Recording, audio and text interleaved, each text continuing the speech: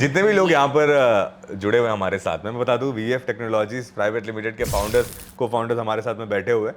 इनके बारे में जब पिछले बार मैंने इनके साथ में पॉडकास्ट किया था तो मुझे कुछ मैसेजेस आए थे, आपको बता रहा हूँ, आपको बता रहा हूँ, एंड शायद आपको आप लोग भी बोल सकते हैं, हाँ ठीक है, कि हाँ ये सही बोल रहे थे ये लोग, बट ऑफकोर्स अभी फिलहाल उसमें भलाई नहीं है। बट तो कुछ अफवाहें मैं इनको बोलना चाहता हूँ, एंड आप बताइएगा कि ये सही है या फिर गलत है या फिर क्या उसके पीछे का स्टोरी था। सेगमेंट का नाम है सच का सामना, करेंगे सामना आप लोग, सवाल पूछूंगा मैं एंड वैसे ही बोलूंगा जैसे मैंने सुना है कुछ लोगों से, ठीक है? Ready guys? इंडस्ट्री में इनके बारे में कुछ ऐसी बातें हैं क्योंकि ये पहली company VF technologies private limited जो नहीं चल पा रही है, इसके लिए ये नए नए कंपनी खोलते जा रहे हैं। अब बताओ। देखो पुरानी कंपनी नहीं चल रही मतलब बैंकरप्ट हो गया है या बंदा। तो नई कंपनी में इन्वेस्ट करने की औकात तो है नहीं। True. उल्टा ये इन्वेस्टर हो जाते हैं वाइटल True. फोर्स में, पहला पॉइंट। एंड मुझे नहीं लगता कि जो लोग ऐसा बोल रहे हैं, मतलब मुझे मालूम है कि ये कौन से आदमी की तरफ से आपको पास ऑन हुआ होगा एंड Okay. किसने किया होगा। एंड कहीं ना कहीं उनका इंस्टॉलेशन हम ही कर रहे होंगे, ईपीसी पार्टनर हम ही होंगे। तो देखते हैं, बाकी तू ही बता भाई क्या या करें मयूर, अभी इसमें। मयूर के पास कुछ तो इंटरेस्टिंग है एकदम। जो उसने पॉइंट बोला that is very genuine point कि अगर आपके पास खुद के पास 2 रोटी खाने के लिए नहीं है तो आप दूसरे की थाली कैसे सजाओगे। तो पहली बात तो हमारी थाली भरी हुई है, शायद लोगों को दिख नहीं रहा होगा परछाई, क्योंकि हम ही उनको थाली बना बना के दे रहे हैं। तो हमारे पास ऑलरेडी अच्छे खासे प्रोजेक्ट्स पड़े हुए हैं, सब कुछ है। इनके साथ जुड़ने का रीज़न यही है कि बार बार मैंने बोला कि सर्विस का जो पॉइंट है, मोटिव है, वो जुड़ गया था।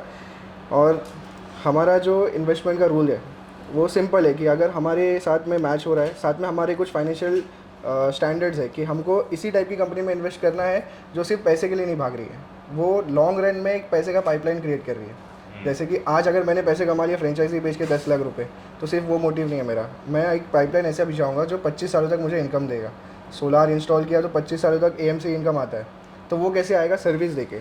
तो वही चीज़ हमारा मोटिव है, उसके लिए हम लोग जुड़े। और बाकी रही बात जो अफवाह कि वाइटल फोर्स नहीं चल रही, तो लोगों का काम है कहना, कहते रहेंगे, हम काम करते रहेंगे। अभी आपका क्या कुछ मतलब 2 कंपनीज हो गई अब तो, Gamma Era and then VF Technologies, अभी और भी कुछ कंपनी आने वाली है आपकी? देखो एक चीज़ मैंने सुनी थी पहले कि पीपल एट द बॉटम हमेशा उंगली करते हैं, people at the top always collaborate. ये मैंने Right. एक हिंदी में भी सुना था, जब हाथी गली से गुजरता है तो कुत्ते भौंकते हैं, ऐसा ऐसा मैंने हिंदी में भी सुना। बॉटम पे रहते हैं ना, वो हमेशा उंगली करते हैं, इसने ये किया था कि चोरी कर रहा है, कि ये वो कर रहा है, अरे मैं नहीं कर पाया ना तो इस पर ब्लेम डाल देता हूँ। ऐसी चीज़ें होती है। और जो टॉप पे बैठते हैं ना, वो हमेशा कोलैबोरेट करते हैं और पूरे बिजनेस को डिस्टर्ब कर देते हैं। मेरा एक एम्प्लॉई है, ये थोड़ा सा हमारी कंपनी का इंटरनल मैटर का मैं शेयर कर रहा हूँ और बोर्ड। तो सबसे पहले हमारा एक एम्प्लॉई है जो सेल्स में काम करता है, फ्रेंचाइजी कॉलिंग करता है, और किसी कस्टमर का कॉल आया तो रिसीव करता है। तो उसको सडनली कॉल आया जो कि हमारे एक कॉम्पिटिटर, जो वो अपने हमको कॉम्पिटिटर समझते हैं, हम नहीं मानते उनको। उनके एक कोई सेल्स पर्सन होंगे, सेल्स एग्जीक्यूटिव होंगे, उन्होंने कॉल किया। और कॉल स्टार्ट होते ही उसने बस ये कंफर्म किया कि वाइटल फोर्स का बंदा है, एंड ही स्टार्टेड अब्यूजिंग।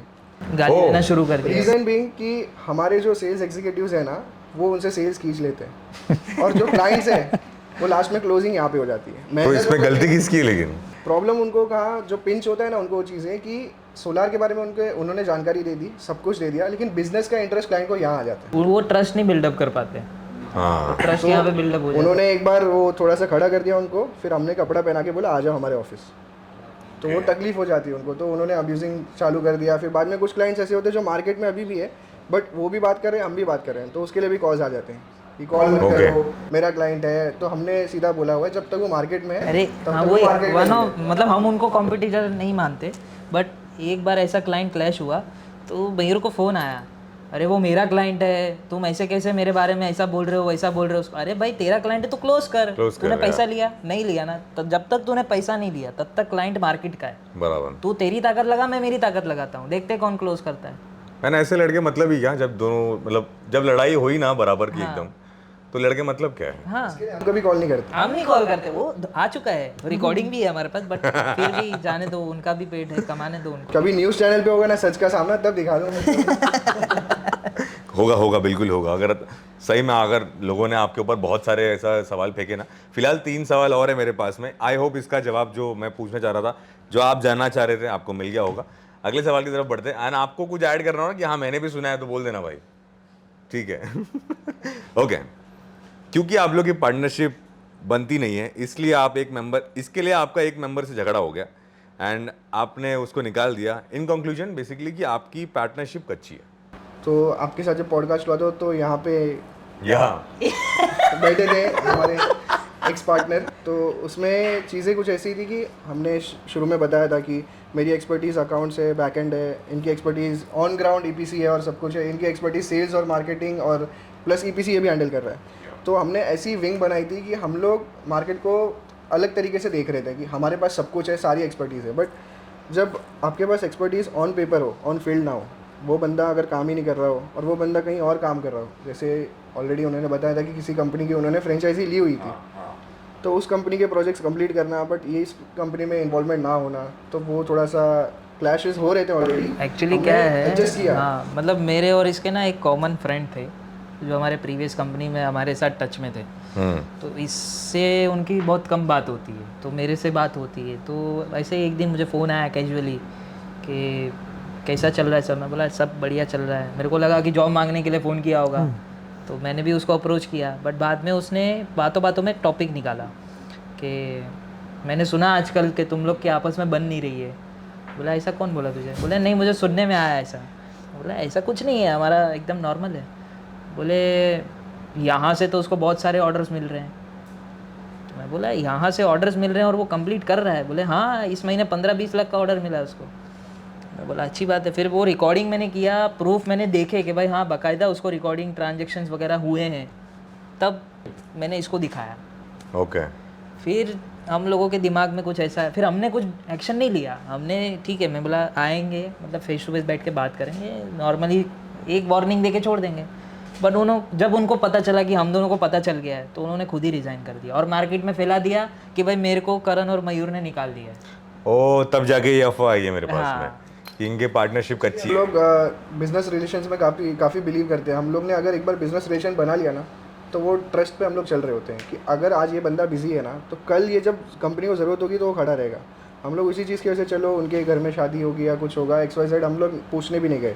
वो शायद बिजी होंगे तो आज नहीं दे पा रहे, जब रिक्वायरमेंट होगी, जिस दिन मैं बोलूँगा कंपनी में आके खड़े हो जाओ, रिक्वायरमेंट है तो आ जाएंगे। बट आँख बंद करके चलना भी एक बेवकूफ़ी होती है। जब आँख खुल चुका है वापस से आँख बंद कर लूँ तो फिर तो मैं खुद ही नहीं टिक पाऊँगा मार्केट में। तो हमने वो चीज़ों को एक्सेप्ट किया, उनको भी बताया कि ठीक है आपको रिज़ाइन करना है, कोई बात नहीं। आप मानते हो कि आपके अंदर कुछ, आपके साइड से कुछ गलती हुई है तो आप एक्सेप्ट कर रहे हो, हम मनाने नहीं आएंगे, क्योंकि बिज़नेस में मनाना और ये सब दोस्ती यारी नहीं होती है। बिज़नेस बहुत ही प्रोफेशनल चीज़ होती है, तो उसको प्रोफेशनली रखते हैं। बाहर का रिलेशन में भी होगा नहीं होगा उनका लुकआउट है, वो आएंगे तो हम बात भी करेंगे, कोई इशू नहीं है, बट बिज़नेस रिलेशंस अभी नहीं हो पाएंगे। ओके।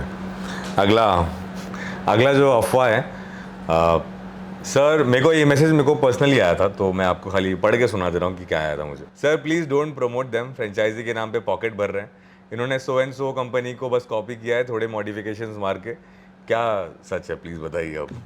बेसिकली क्या है ना कि हम भी एक विंग शुरू कर चुके हैं, फ्रेंचाइजी बेचते हैं। दूसरी कंपनी सिर्फ फ्रेंचाइजी बेचती है, तो हम जब सर्विस देते हैं तो उनको चुभता है वो चीज़। या मतलब अगर आप अभी आपने जैसे बोला, तो उसमें आप ध्यान से एक बार फिर से पढ़ो कि ये लोग भी फ्रेंचाइजी भी बेचते हैं। भी बेचते हैं मतलब हम सर्विस देते हैं भाई, फ्रेंचाइजी भी बेचते हैं और सर्विस भी ही देते हैं। एक्सेप्ट किया ना उन्होंने बस फिर इसमें गलत क्या है? ये तो पॉजिटिव कमेंट हुआ। पॉजिटिव कमेंट है, ठीक है। मार्केट में टाटा भी है, अडानी, वारी, विक्रम सब है, लेकिन फिर भी हमारी कंपनी चल रही है।